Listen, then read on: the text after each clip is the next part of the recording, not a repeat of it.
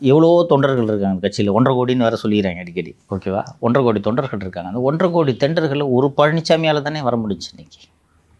இன்னொன்று, திரு பழனிசாமி அவர்களை ஜெயலலிதா அடையாளம் காட்டவில்லை. அம்மாவால் அடையாளம் காட்டப்பட்டவர் என்று அவராக சொல்லிக்கொண்ட திரு பன்னீர்செல்வம் எங்கே இருக்கிறார்? நாம் ஏற்றுக்கொண்டாலும் ஏற்றுக்கொள்ளாவிட்டாலும் 3 முறை முதல்வர் தான் அவர். நான் தமிழ்நாட்டின் முன்னாள் முதலமைச்சர் அவர். அம்மாவால் அடையாளம் காட்டப்பட்டவர் தான். எப்போது அடையாளம் காட்டப்பட்டவர் என்று பார்க்க வேண்டும். டான்சி வழக்கிலே தண்டிக்கப்பட்ட போது அம்மாவால் அடையாளம் காட்டப்பட்டவர். சொத்து குவிப்பு வழக்கிலே தண்டிக்கப்பட்ட போது அம்மாவால் அடையாளம் காட்டப்பட்டவர். ஏன் அம்மா அவரை அடையாளம் காட்டினார்? ஏன் காட்டினார்? அந்த இடத்தில் பழனிசாமி இருந்திருந்தால் நகர்ந்திருக்க மாட்டார்.